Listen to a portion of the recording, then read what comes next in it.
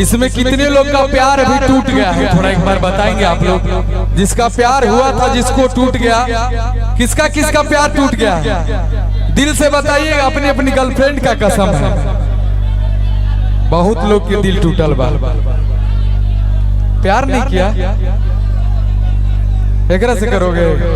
ठीक है ठीक है, मेरा भाई जब कह रहा है किसी से इसका प्यार हो, लड़की से बहुत प्यार कर रहा था, बाकी लड़की के बियाह कहीं दूसरा जगह तय हो गई। लड़का कहा था हमर जान हो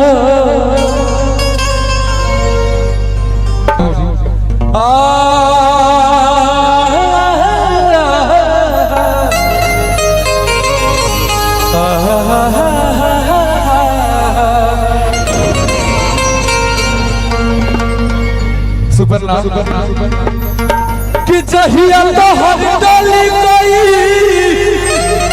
ओहद लेके जाई,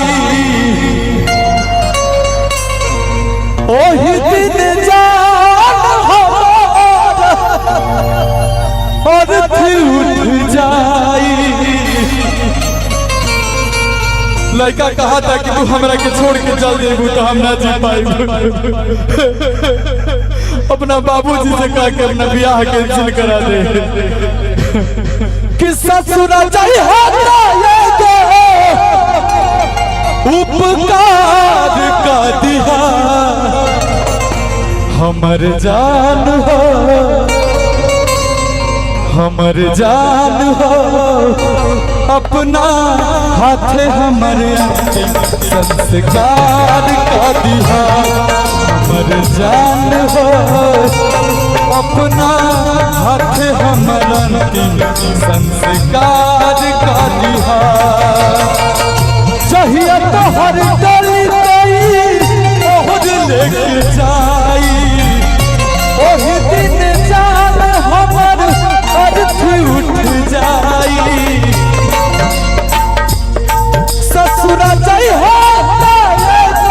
उपकार का दिया हमर जान हो, हमर जान हो, अपना हाथ हमर संस्कार का दिया हमर जान हो, अपना हाथ हमर संस्कार का दिया।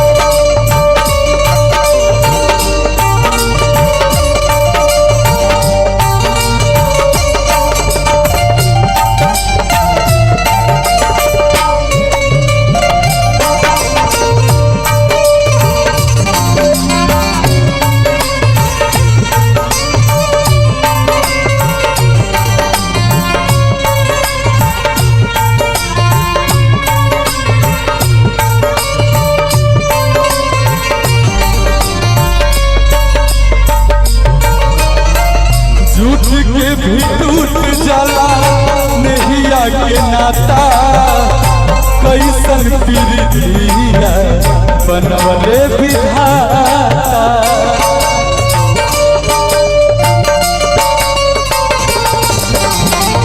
लड़कावा कहा था तोरा खातिर हम ना कैली, बढ़िया कपड़ा अपने ना पहननी, बाकी तोरा खातिर सूट सलवार से अपना बाबूजी के बगुली से पैसा निकाल निकाल के तोरा खातिर सब कुछ कैली, बाकी तू हमरा के भूल गई।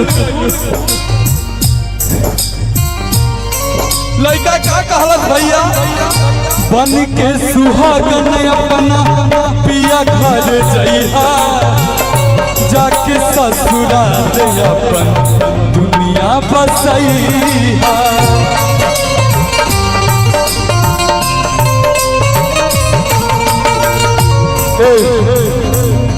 हाथ जोड़ा हटाए तो हटे, लड़का कहा था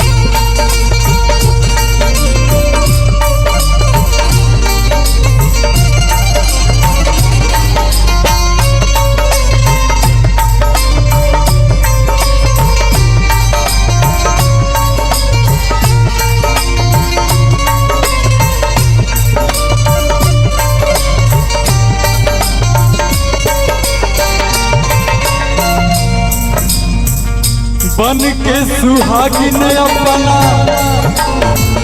पिया घर जइहा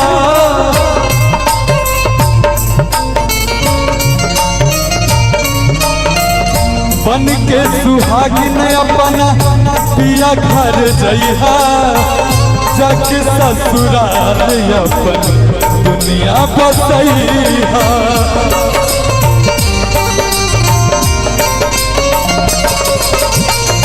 जुग जुग जी फूल जस गंगा मैया रोवे की जरूरत नहीं बस मुस्कुराइहा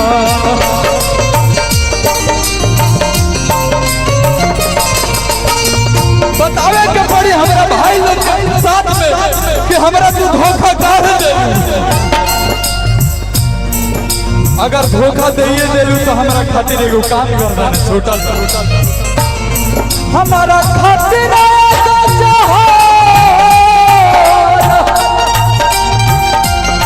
हमारा खातिर इंतजाम कर दिहा हमर जान हो